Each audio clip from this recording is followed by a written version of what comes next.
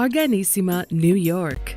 Your exotic skin, hair, and beauty source, and your one-stop shop for all your natural and organic skin and hair care, featuring authentic organic Moroccan oil and prickly pear seed oil and much more. Bringing you only the best, straight from the source and proudly produced in the USA.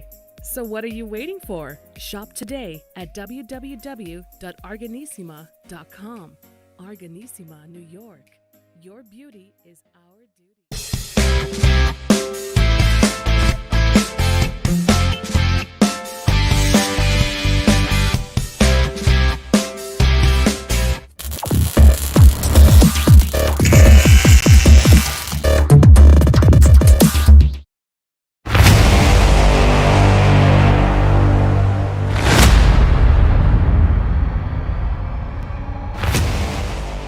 Folks, welcome back to the iHealth channel. Today, specifically the Sales World channel, with a new guest, new show, and we're going to talk sales, and we're going to talk insurance, and we're going to talk brokerage, we're going to talk career paths, and different types of insurance. And I have with me Tom Basey, and he is actually a broker, an independent agent.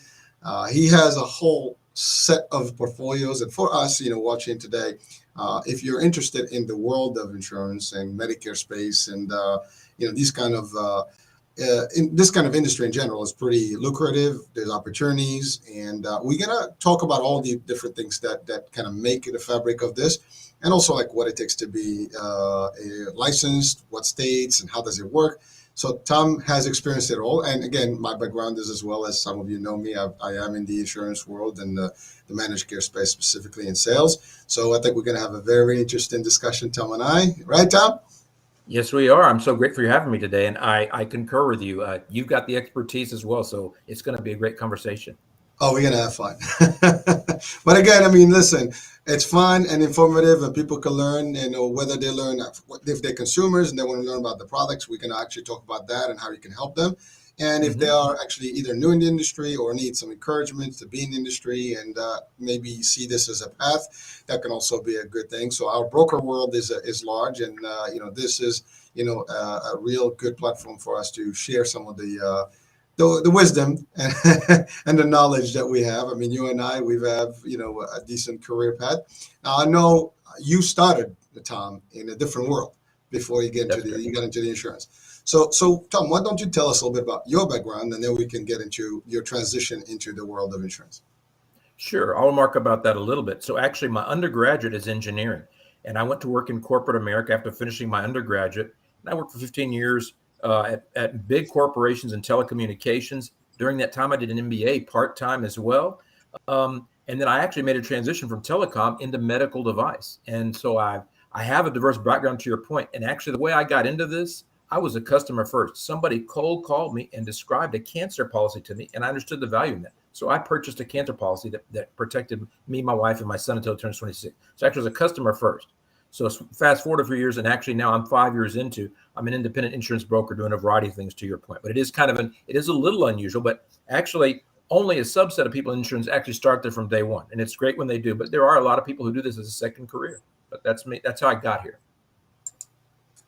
Well, listen, it is glad to hear that from you, because I'm happy to hear it. The fact is, a lot of people, to your point, do start in the industry, and I'm one of them. I mean, I started in the hospitality, and then I kind of converted into the insurance space and more in the government programs. But some people at any given day, they sometimes want to either supplement their career with the secondary opportunity to generate revenue, or they can just completely switch career paths and just get into the world of insurance, which is a very diversified area. I mean, it's plenty of stuff to do.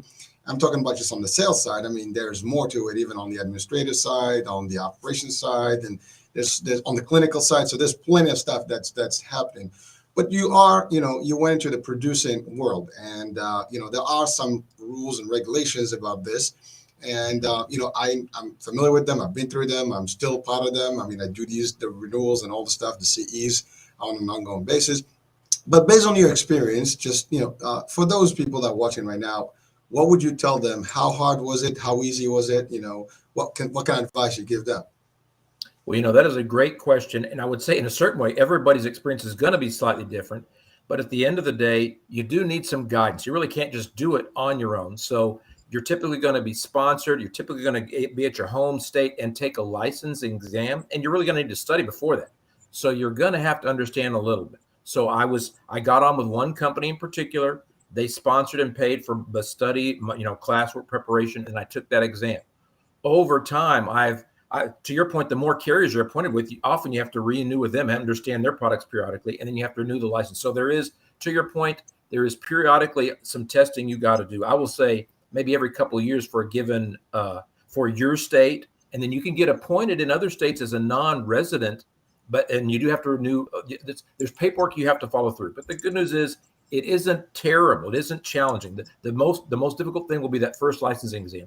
But most adults at least have some exposure to health insurance, like they kind of know what a deductible is, premiums and copays, and then you might have had some exposure to life insurance, that kind of thing. What is term life? But yeah, but I think my message is get in with somebody who can be supportive to you, an organization that'll help you.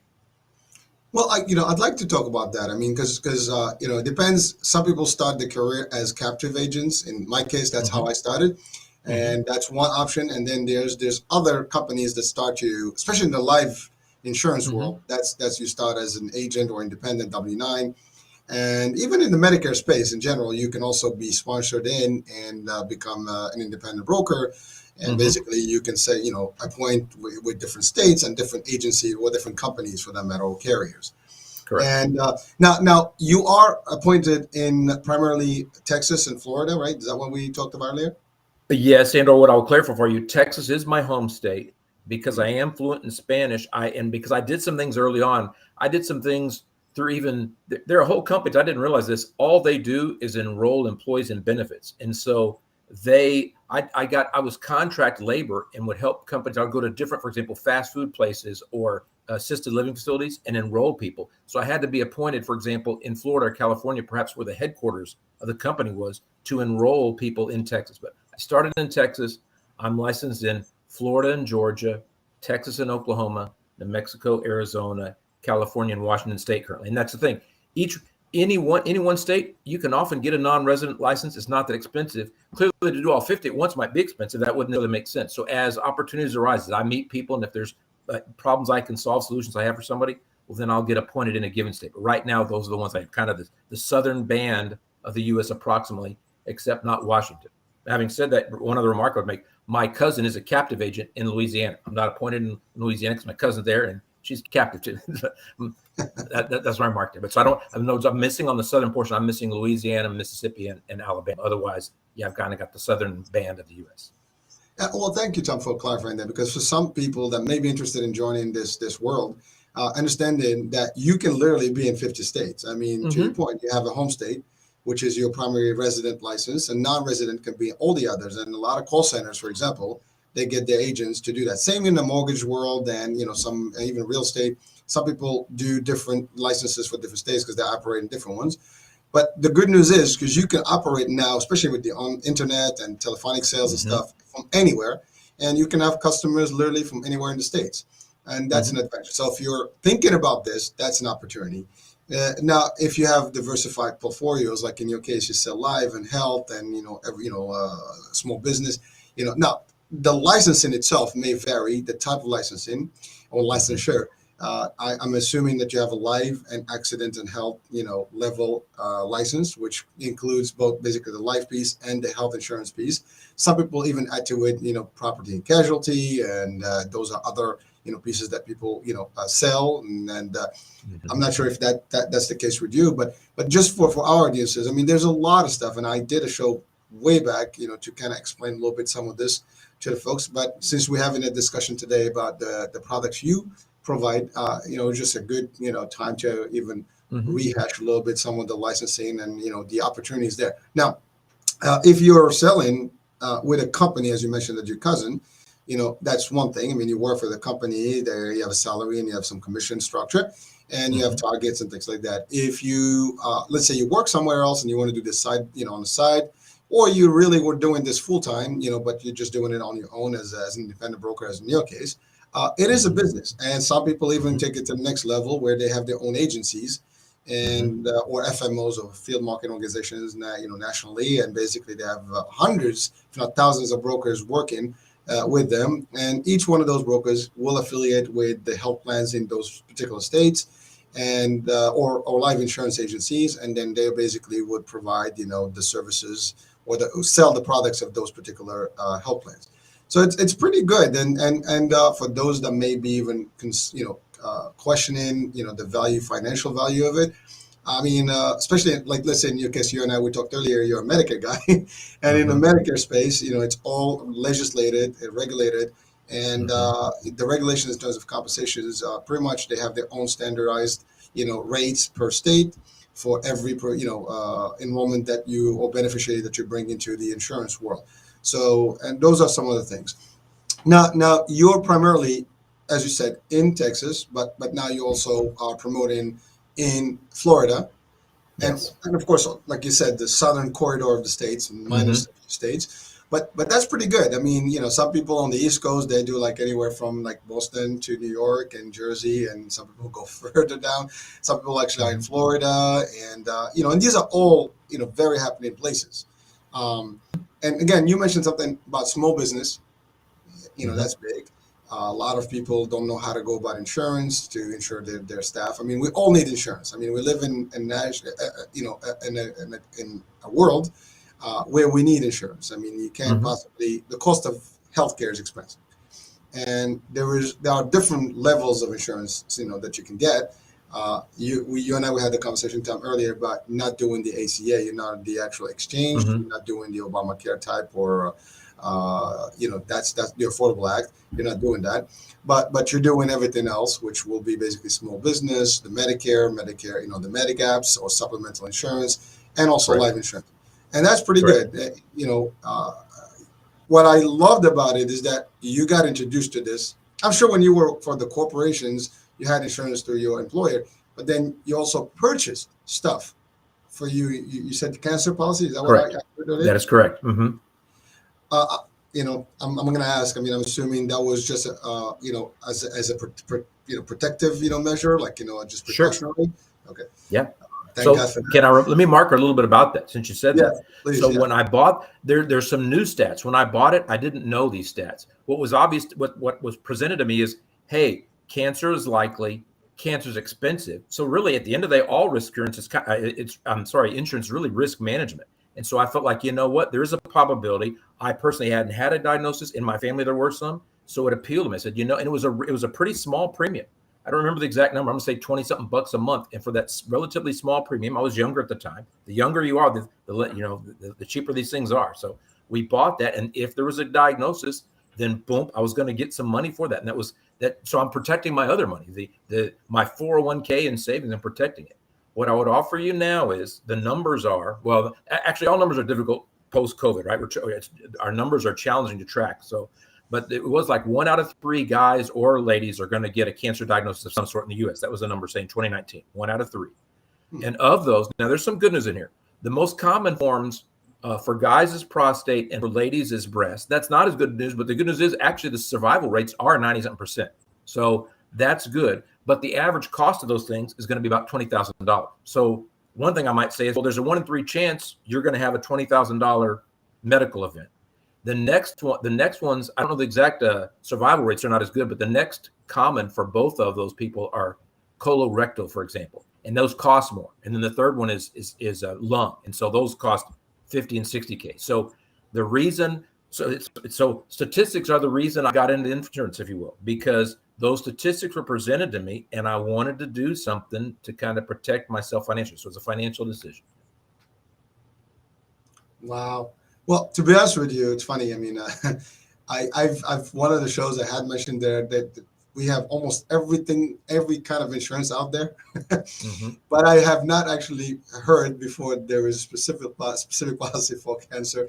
And actually, I learn every day. And like I said, I've been in this industry long enough. I mean, I know if you have a regular policy and you get sick, that's one thing. But to your point, to buy something that is specifically as a separate, package just to cover in those eventualities, that's news. I mean, not news, but I mean, I'm not surprised, but I know that there's something for everything.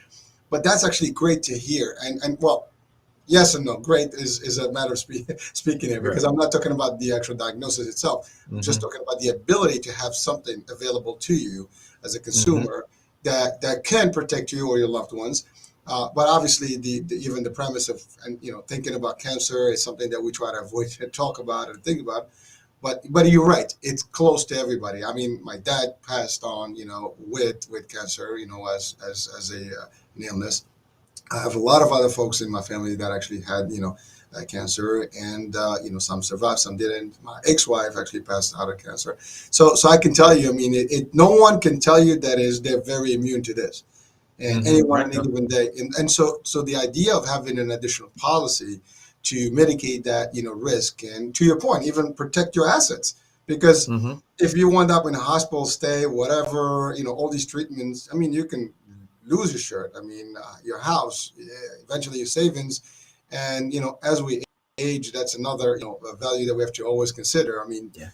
there will be a day when you're not going to be working full time. You need that extra income, and if you tap into those resources, then that's the end of it. And a lot of people sometimes get wiped out with this, and that's not a position anyone wants to be. So I do appreciate the fact that you mentioned that, and that was smart, actually. The fact that you bought it. Now that leads me to the question: uh, how affordable was it, or how affordable is it today? Well, let me offer a couple different things. Number one, there are cancer specific policies. And as you know, this can depend whether you're 30, 40, or 50, it gets more expensive. These things can vary also by where you live. So it's a little challenging for me to say number what I would say it is affordable. Like I'm going to say less than $50. If you're under 50, you can get one for less than $50. And I'm going to estimate for 20 or $25,000. So they are affordable plans. So I like that. Having said that, there's an interesting alternative as well. So you can get life insurance policies. And the thing those are funny name, life insurance, because really a traditional life insurance policy pays once the life is over. When you pass away, it's to protect your family. You need to pay for off a mortgage or kids, but you can actually get some that they have living benefits. So you can pay it. So you can buy a life insurance policy. So maybe you buy one for $500,000, whatever it is, to cover your existing mortgage, some kids' education. Then you can actually add a rider on for living benefits. So if a diagnosis, because all these are contingent upon a diagnosis, you have to get a letter from a doctor that says this person's been diagnosed with lung cancer. Once you have that, then they will pay. So you can actually add one on there. And so then the cost comes a little bit even more challenging, say, because maybe you're paying $150 for a $500,000 policy, but maybe for $10 more, you can get a living benefits cancer specific rider. So the good news is it can be scaled to your budget, like all insurance, really. Well, I appreciate it. I mean, again, I have, I'm not a big expert in commercial insurance, and this is what we're referring to right now. And actually, that's knowledge that we should all gain. And yes, I mean, I love the idea. I mean, life insurance. I mean, I did get licensed a long time ago, but I never actually worked into the space. Hmm. But you're right. You can add different riders to those specific policies that do allow for living benefits. But it really, to your point, whether you buy it as a separate, policy, or as a rider, at least it's available to you, and Hmm. it can save a life. Literally, I mean, from disaster and from chaos and from losing, your life savings and your assets, and a lot of these. And I've had different shows we've talked about with doctors and some specialists out there, and we've talked about like the cancer, as just a problem, and an issue, an illness. It is not cheap to contain. It is not cheap to treat, and most of the hospital systems, if you go to specialty hospitals, they don't even take regular insurance, so it's self pay, and that's where it gets very pricey. Now, these policies can give you a cash out, and you can pay for those bills, and hopefully, you come on. Now, we sometimes money is one thing. Obviously, the ultimate thing from here, we are a health channel, and today is just the sales world piece of it. But the idea is we wish everyone to be healthy, and we want you to be healthy. And most of our programming is for you to be healthy. But at the same time, having insurance is something. Again, that's the word insurance. You have assurance that you're not going to have problems, right? And you insure your assets, your health, and all the stuff to make sure that you have some sort of a protection. Um, but so I love that, Tom. Thank you for breaking that down to us. Now that's not the only thing you do. And when you talked about small business, so basically you provide policies for these companies that may have maybe 10 or less employees, or maybe 40 or less employees. Is that what we're talking about?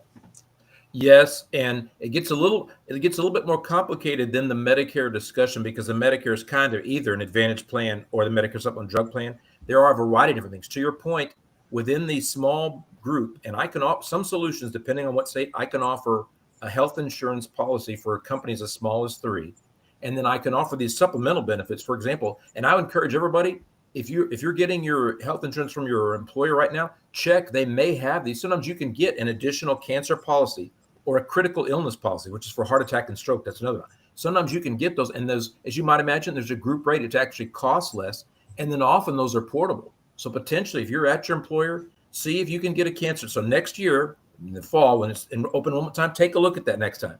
Get yourself a cancer policy and or critical illness policy. Size it to your liking.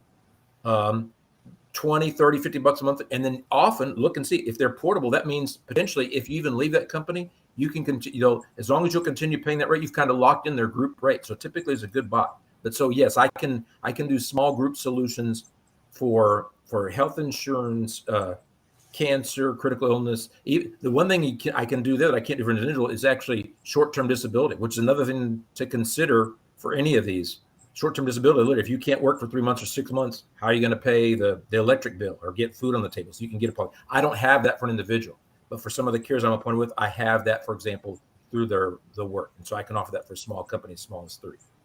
Well, thank you, Tom, for adding that's another thing. You talked about critical care, such as heart attack and strokes and things like that. Mm-hmm. That's more common. People Yeah. actually have those a lot more frequently, and it could be to anyone. Mm-hmm. And again, same cost. You wind up in the hospital if your insurance is not, if the deductibles are high. We're using some terminology here. Deductibles. I mean, that's the amount that you have to pay before insurance kicks in, and sometimes Mm-hmm. those can be very exorbitant. These are high numbers, especially Mm-hmm. depends on your stay and where you are and what kind of stay you have, what hospital, and so on. And to your point, what state, all this varies. And again, it's good to know. And I was not even clear. I know about like this the short time disability and things like that, where they come to your office and you can have an AFLAC, and there's so many companies that provide them. Mm-hmm. But I wasn't aware that we could actually get an additional rider on some of these policies for these critical care insurances, and that's good to hear. I mean, again, I'm doing a show to share with people and always learn, and I love this company. This is the best part Mm-hmm. about doing this. And it's important, and I love to share this with everyone because I think anyone out there listening, watching, may one day need this or may know someone who needs it. So Mm-hmm. everybody that we talk to, the more we know, the more we can help others. Mm-hmm. So you talked about short-term disability. Now, again, Mm-hmm. that's when someone, for whatever reason, they get an accident, they can't work for a smaller period of time, and therefore, you get past your PTOs and your holiday pay, whatever. Now you're on your own, and to your point, you're not getting paid, and so this policy usually can compensate you at a percentage, right, of your salary. Can you tell us more about Exactly. that? All right, I will describe to you that you did a good job there in itself. But so there's a few different parameters. So like I said, tailor one or size one for you in your work environment. If you can get one, you can say, often to your point, you can't get 100% of your income. Often I'm going to use the number 60%, or maybe to make it easy to calculate 50%. So you can get between 50% of your 60% of your income, and you can dial in, I want the 3 month, the 6 month.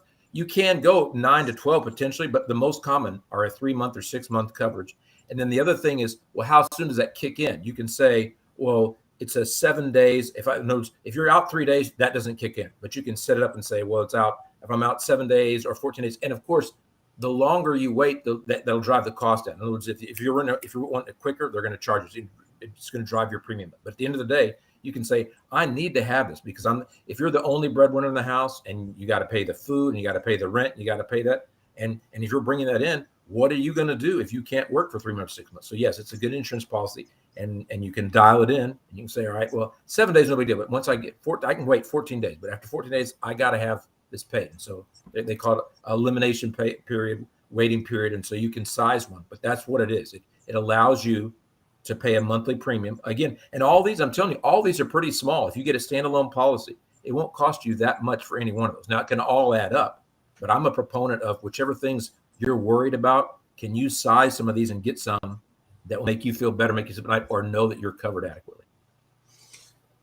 Thank you, Tom, for that. And so I do have a question that some people may ask. I mean, a lot of people are sometimes skeptical about insurance, and or they think that there's a gimmick, there's a catch. I know you've heard some objections, and some of the folks they question things like, well, how does it work? What can we tell people to ease their mind? I mean, I got a policy. How guaranteed my policy is? Is it going to pay? Am I going to have my pre whatever cost covered? Am I going to have challenges in authorizations and things like that? So those are some of the typical things that you hear in insurance, right? People buy a policy and they don't get exactly what they were promised. Now, again, we're in the sales channel, so people always question salespeople, unfortunately.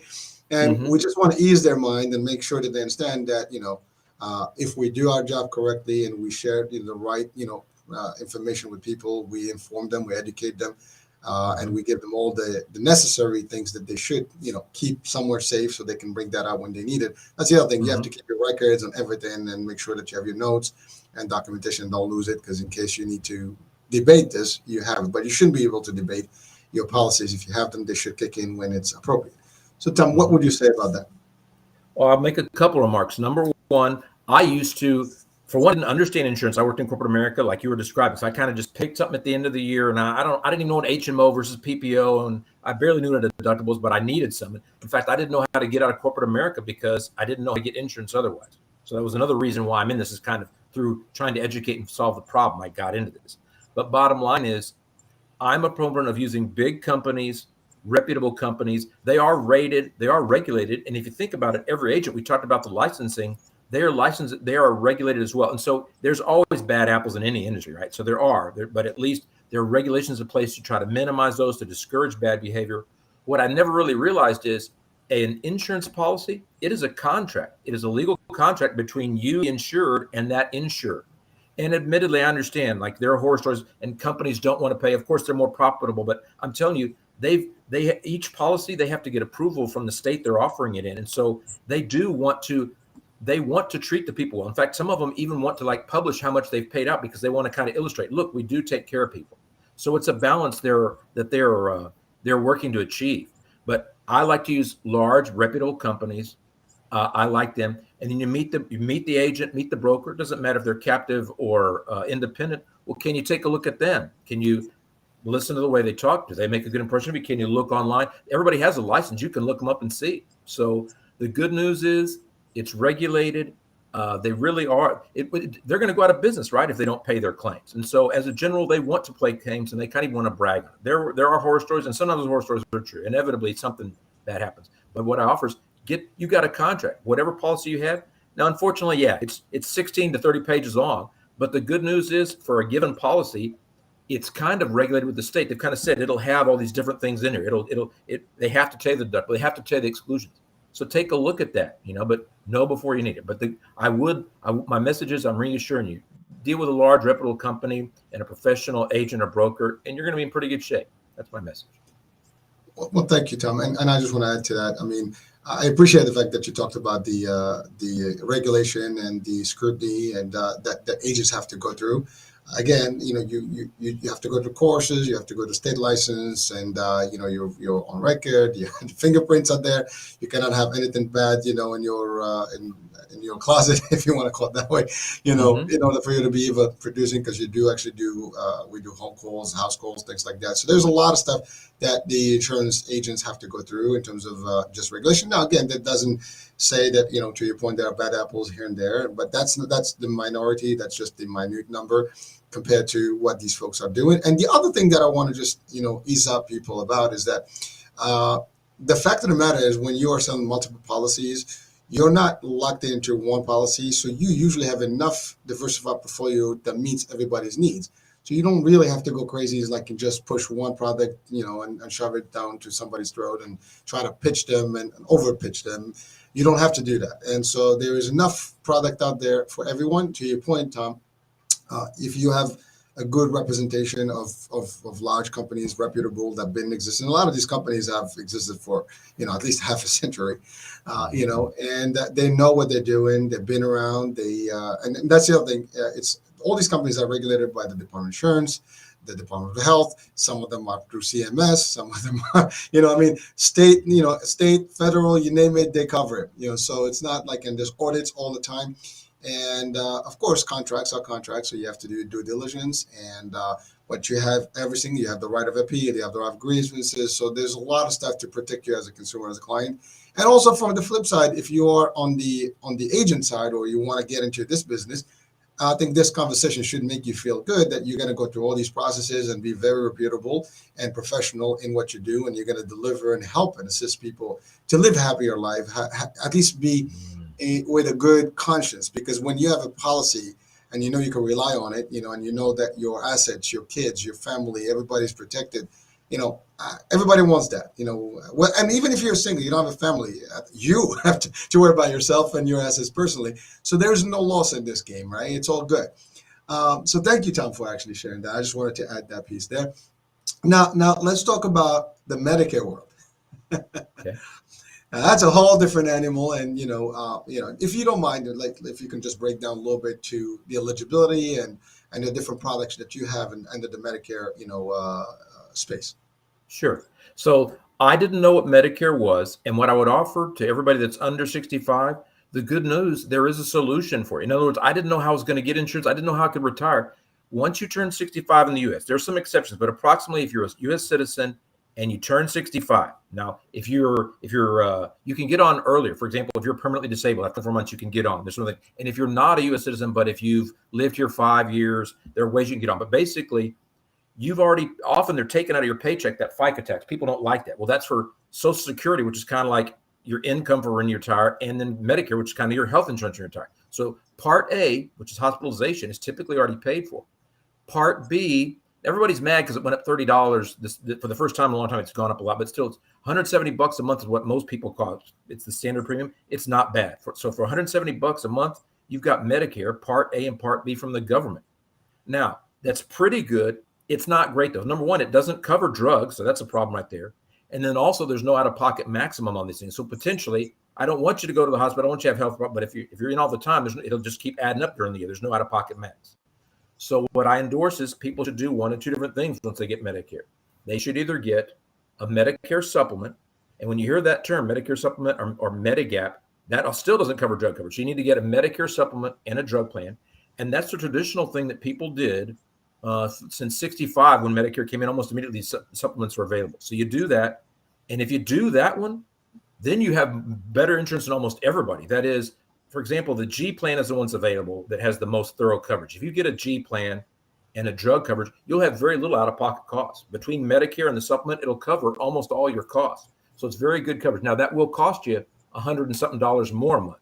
But so maybe we're talking $300 and something if we're talking $170 for your Part B and then another $100 and $120 for your supplement.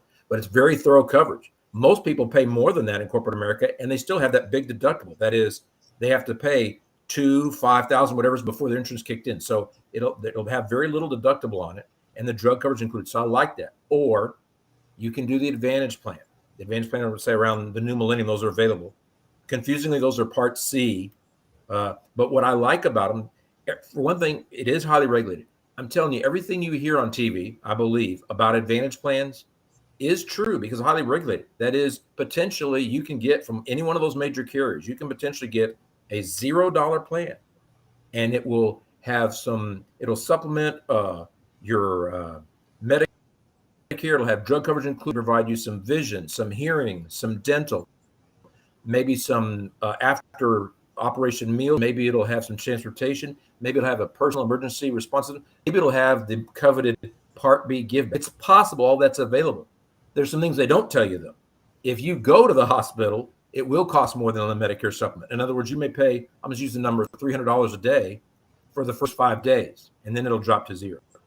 And there's an out-of-pocket max on these things. And so my point is, if you go to the hospital on an Advantage plan, you're probably going to hit your out-of-pocket max because hospitals stay expensive. So you may be out $4,000 or whatever that out-of-pocket max is. If you have a PPO, which allows you to go out of network, you may have a $12,000 out-of-pocket max. But my message is, which one should you do? Or which one should your loved one do? The one you should do is the one you feel most comfortable with. Our jobs are merely just to explain how they both work and let you understand. People ask me, they'll say, which one should I get? And what I tell them is, well, ma'am, if I had a crystal ball and I knew whether you're going to the hospital this year or not, or in the next 5 years, then I could tell you. But since I don't know, I'm not sure. But what I want you to understand is how these work. So another way I might say is pay me now or pay me later.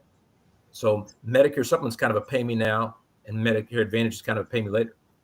But since we don't know, I can't tell you one is not necessarily better than the other. I just help you understand how they work, and I think you should get the one that you feel better with. If you're very price conscious, I like the Advantage plan because they really are. They have a lot of those bells and whistles for $0 a month. I don't want you to get mad at me because then you'll switch when you get that bill for $4,000 when you go to the hospital. So I'll tell you up front. But I do like the bells and whistles of the Advantage plan. But I like the thorough, almost no out-of-pocket cost for your care of the MedSup. I just explained it to you. Shop them in your. You tell me which one you're more comfortable with. That's the one I want you to know. Thank you, Tom, for that. And I just want to add a couple of things. So yeah, for Medicare Advantage, I mean, first of all, MedSups, as you said, it's covering basically all your gaps, as it sounds, right? You have your 80%, they cover the 20%. You have your copays, deductibles, it covers, plus it gives you additional benefits, into your point of Plan G. But, if you go to, some people prefer to do that. They have enough, money. They can afford to have $300 policy a month, and they're good. But let's say you live in an area that is metropolitan and you have pretty much all the hospitals and the doctors and the providers in a network, and you don't have to worry about going out of network. Because I think one of the things that's beneficial when you stay with MedSups and Medicaps is that you can go anywhere to any doctor. And pretty much every that accepts doctor, Medicare. Exactly, except Medicare. And so therefore it gives you that flexibility. But we all know that when you're in Medicare, you typically have a doctor or a couple of doctors that you love, that you have a relationship with, and you don't want to keep bouncing from doctors. And that's not even the right way to care for yourself, because we want preventative. You want a doctor, you probably care to know your stuff.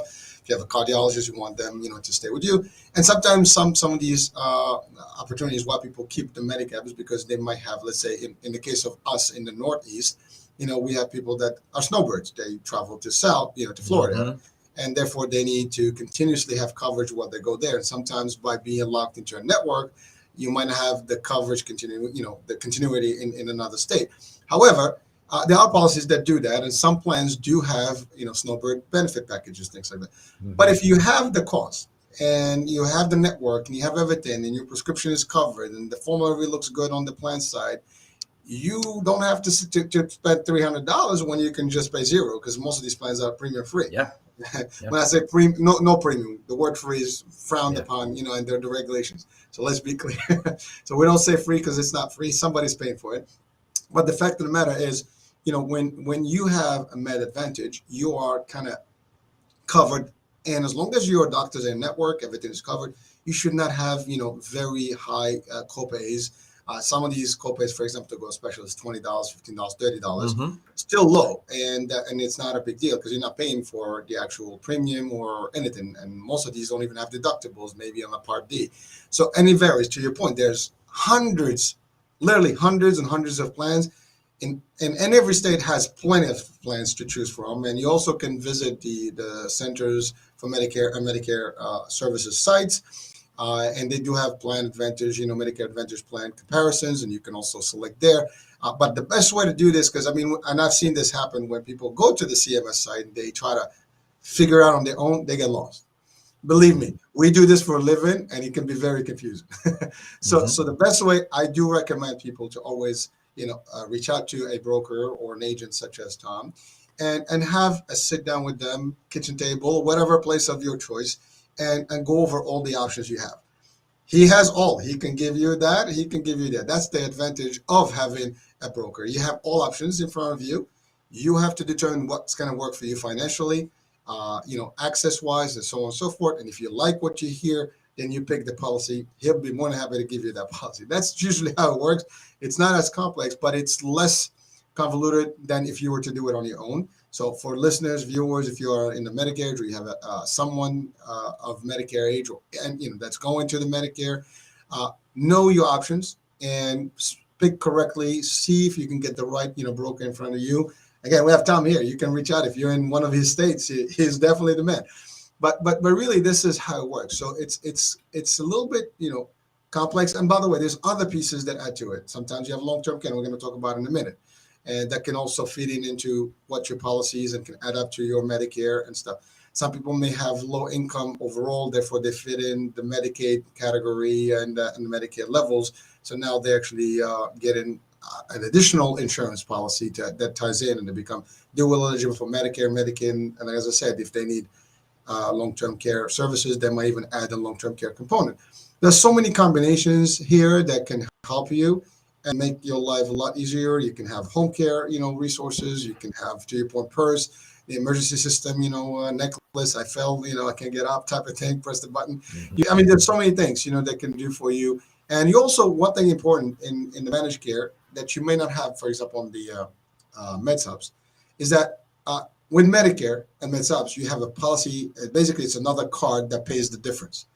But when you have Med Advantage, you have also a clinical team behind the process, meaning that you have a care manager, somebody, there's clinical, folks, doctors, and they also kind of gauge in your needs based on if you have, you need to switch medication, you need to do this. It's a little easier on that side, because on the flip side, you'll still be able, you will have to make your own decision on your own, because all you have is the policy, but you don't have a team of expertise behind it.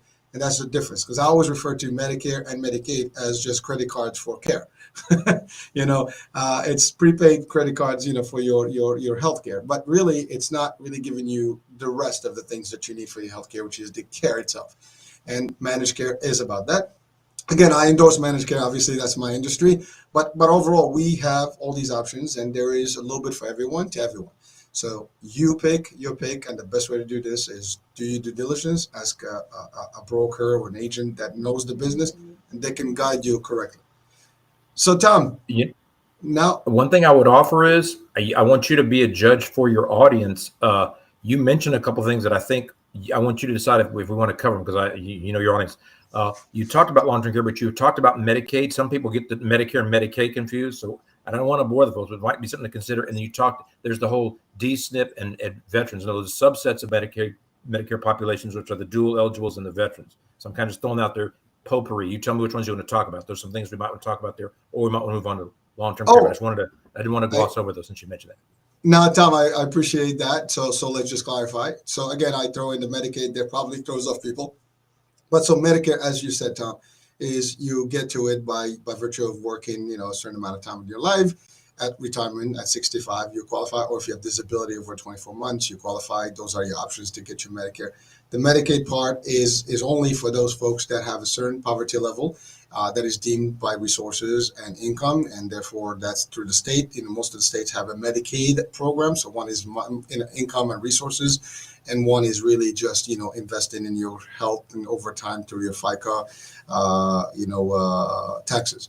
So, or your Social Security taxes. And by the way, that is administered through Social Security. So Medicare, Social Security, and federal. The other one is state. So just that's another way to compare them.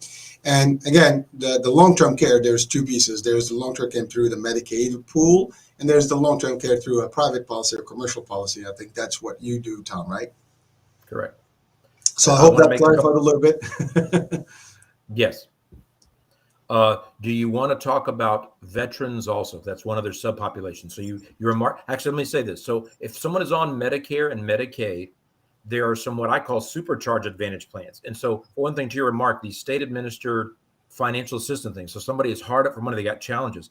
They can get advantage plans like we hear all the time, but they're supercharged. Instead of giving you $1,000 or $2,000 worth of dental coverage, they're often it will cover dentures on a dual plan. So if somebody or they will often get a fresh food card. So if they're challenged to get food, they can get a card, and they'll recharge it. But maybe it's $200 a month or a quarter. So my message is it's a population that I like to serve as well. So it's low income. If they are both Medicare and Medicaid, there's some supercharged advantage plans for those people.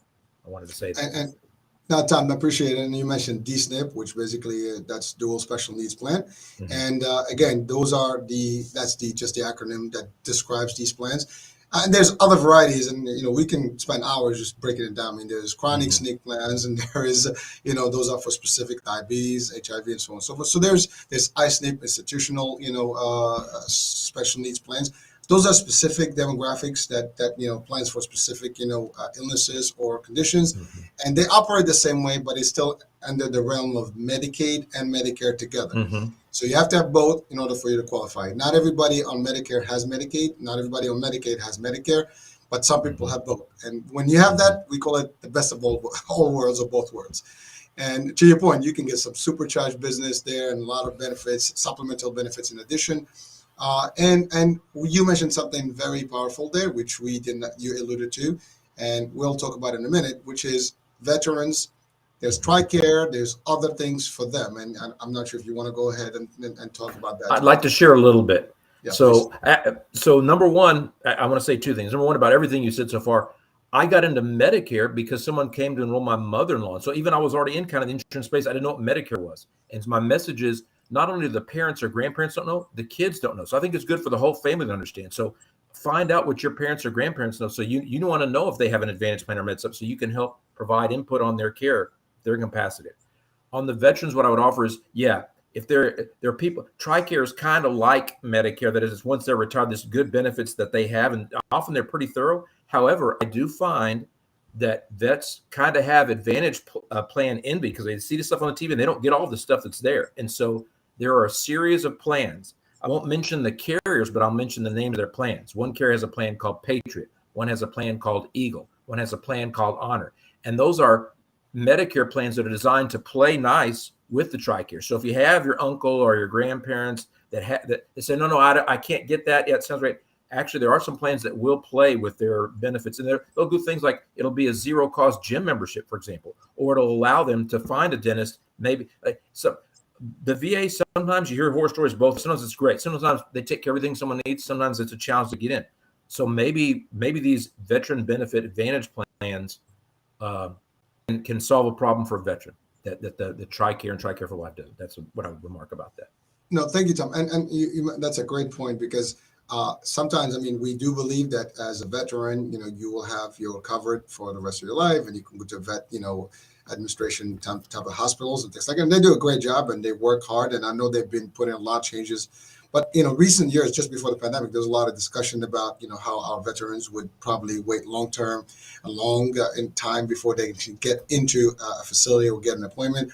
And so some of these programs do kind of supplement that, where now you can go outside of the veteran system and be able to still get care and services faster sometimes. But again, it is an addition, so you don't lose that. So that's the good news. You can actually combine, and it's a win-win. So again, for our veterans, you have more than you can bargain for. Just know all your options, and if you don't, reach out to your local brokers and independents, agents, and they can help you really decipher those codes. And there's so many things and options, but they'll figure out for you what works best, and you can have a best time with your health coverage. And that's the thing.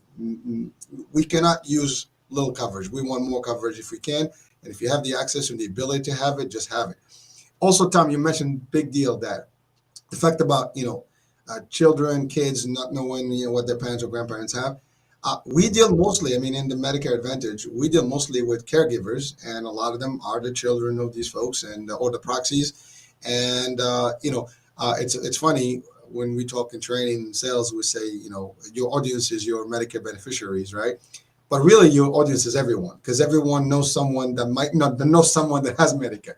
If it's not your parents, it's your grandparents. If it's your uncle, your friends, your neighbors, somebody in your world has Medicare.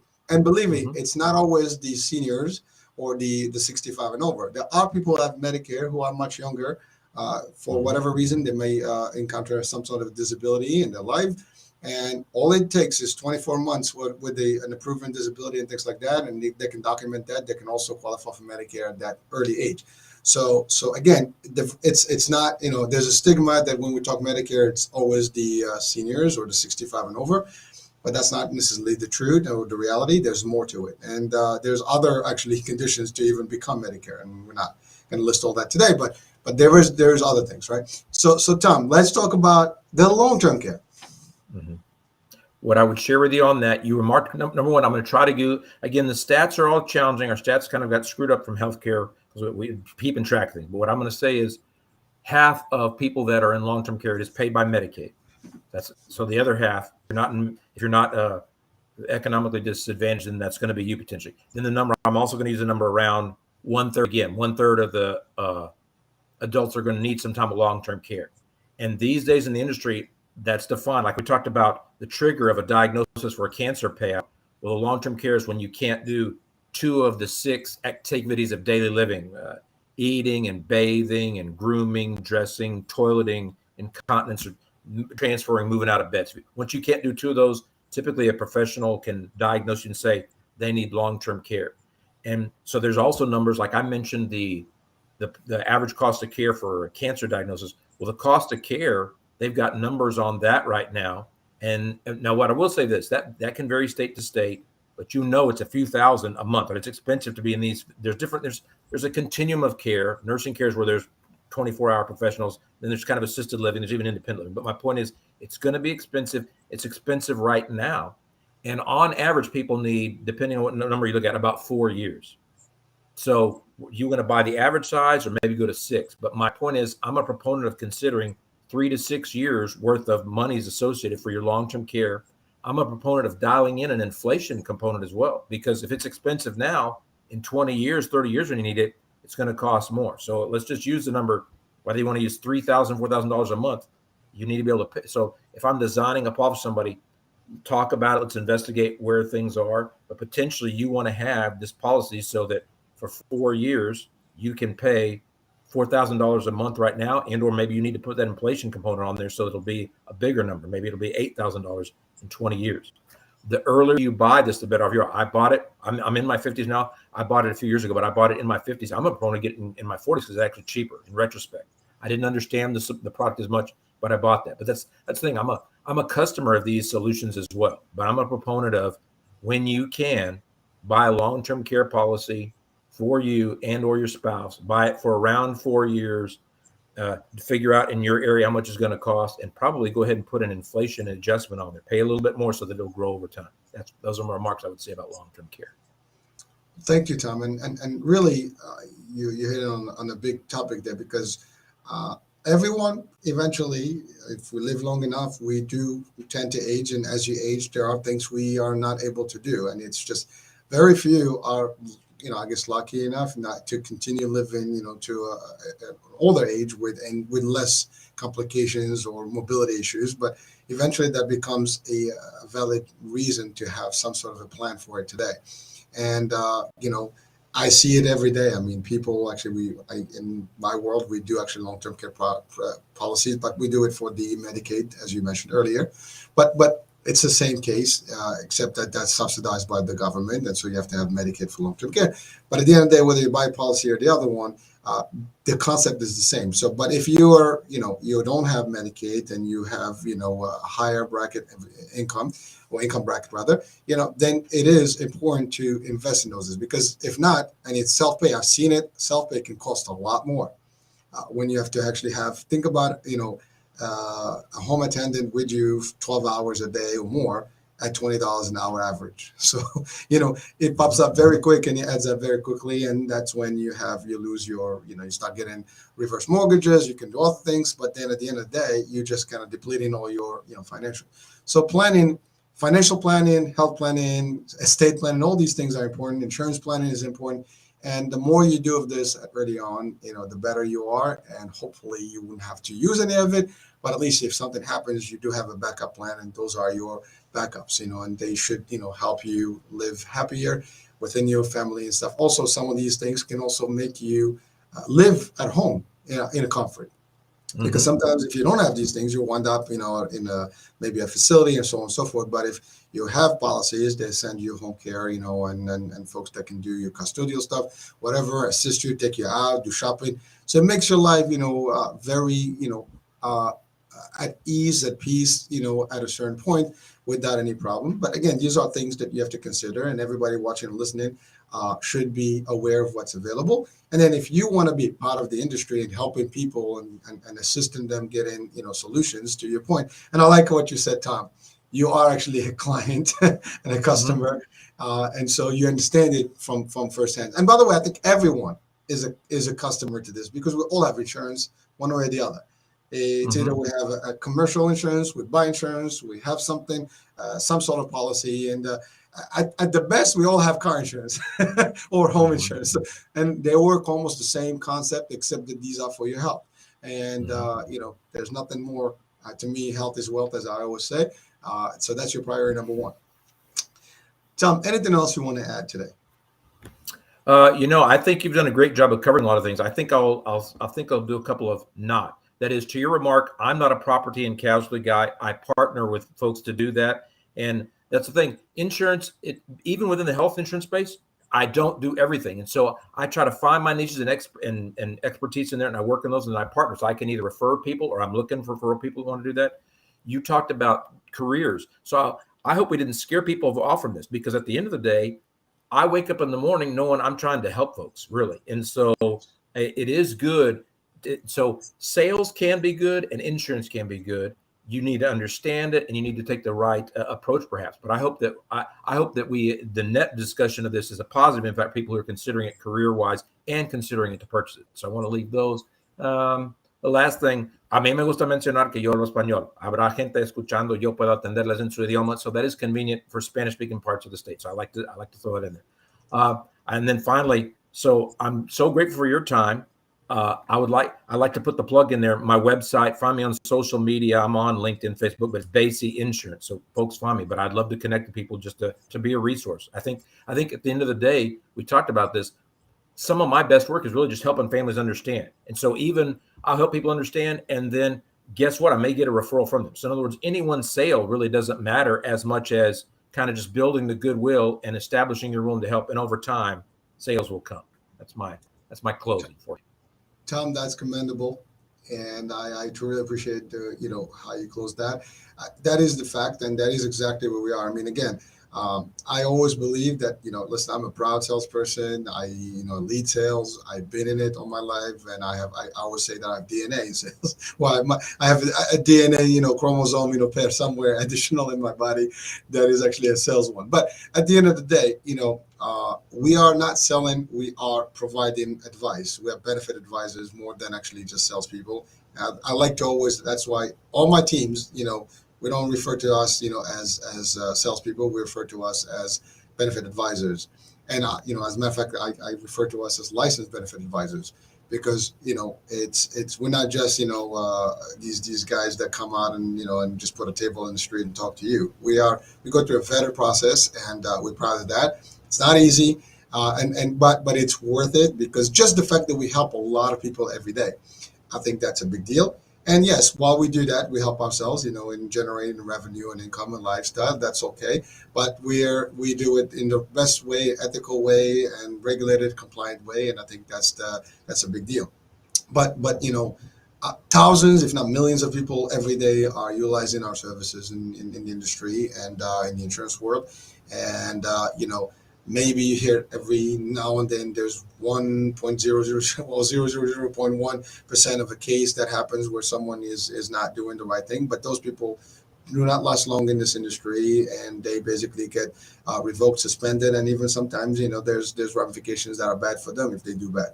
That's how heavily we are regulated. As I said, all the agencies from state level to federal level, capture and cover these things, regulate, and compliance is at the highest level when he talks about insurance policies and insurance producers in general. So Tom, you're doing terrific, and I love your attitude about how you feel about it, and that you're helping people. And that you mentioned something very powerful from a sales tech strategy, is that it's not about selling every day. It's about how many people you help, how many people you can deliver a good information and insights and guidance. And then ultimately, if they like what you have, they will be more than happy to actually enroll with you, sign up with you, or send you a referral.